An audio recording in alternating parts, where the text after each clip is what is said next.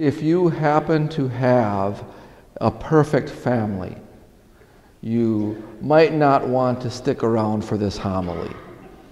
You will find it boring. You might find it boring anyway.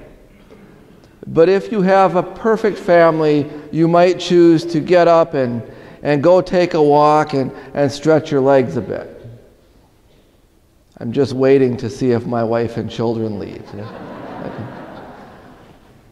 Apparently, I don't have a perfect family either. None of us do. That notion of a perfect family is an illusion. And we can chase it if we want to. We can chase that dream, and we can cling to the idea of a husband and wife who live in perfect harmony and never argue as they raise children who never fight. A mother who never loses her temper and her patience with her children, and a father who never comes home late and exhausted, and children who always do their homework on time and get straight A's. We can cling to that, and we can chase that dream, and you know what? It's not real. It's not even close.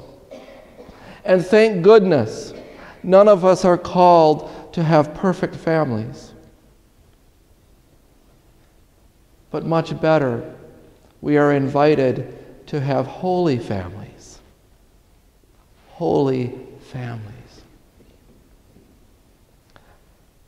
As a Friday night melted into a Saturday morning, I sat up late in a dark corner at the St. John's homeless shelter, speaking with a woman who was going to celebrate her 50th birthday the next day. But on that night, she was experiencing her very first night in the shelter. Her first night experiencing the coldness of being homeless. She was filled with anxiety. She felt fear. She was lonely and depressed. And through the course of our conversation, I asked her name was Judy, I asked Judy if she has any family in the area. She looked at me and scoffed. "Ha!"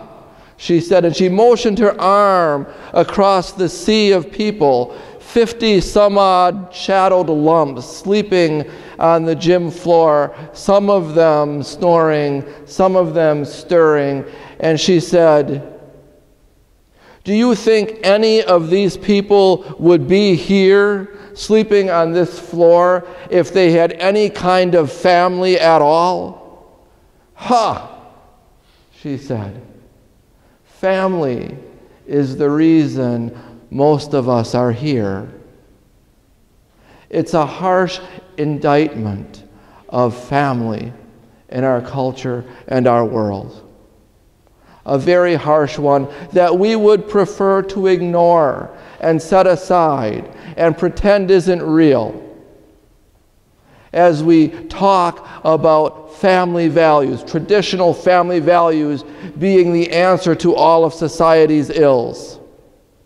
And so easily we set aside the reality that for so many, many people among us, thoughts and memories of family are dark and hurtful, filled with addictions and abuses of all varieties.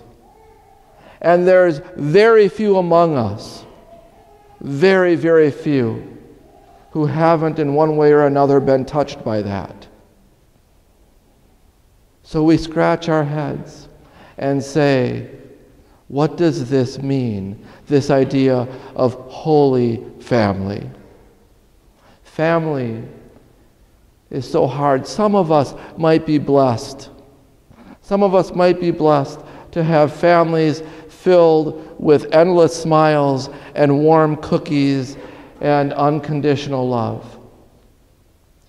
But for most of us, for almost all of us, our reality of family falls somewhere between Leave It to Beaver and Huckleberry Finn.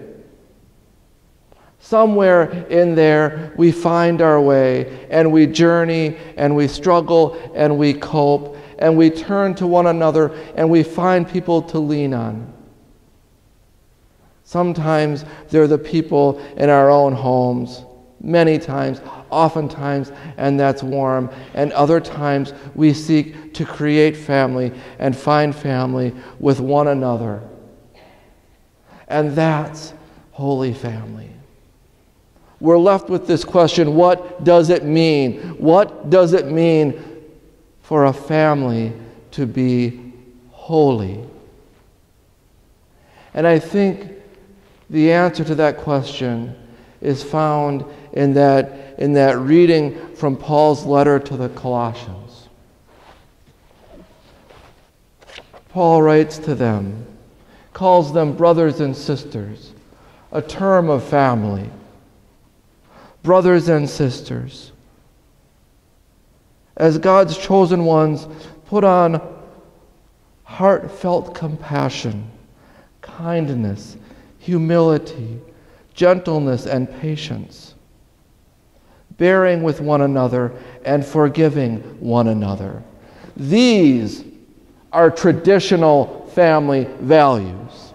If we want to find solutions to all of our ills, if we really want to turn to traditional family values, this is where we start. Heartfelt compassion, kindness, humility, gentleness, and patience, bearing with one another and forgiving one another. And over all these, put on love, that is, the bond of perfection, and let the peace of Christ control your hearts, the peace into which you were also called in one body, and be thankful.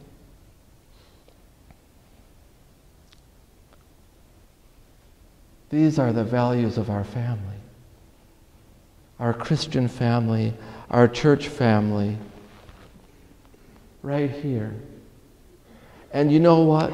Regardless of the circumstances of the family of our origin,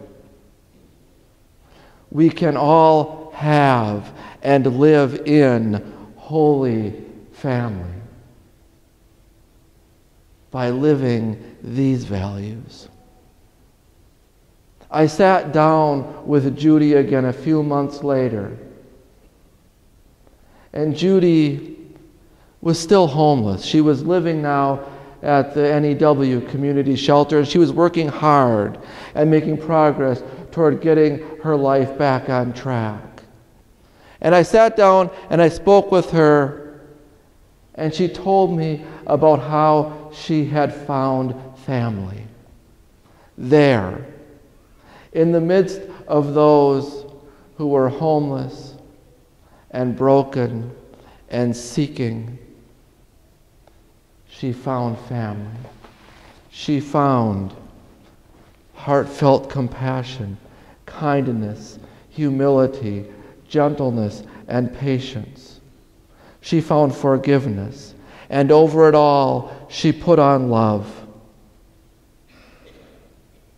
She let the peace of Christ into her heart, and she was thankful.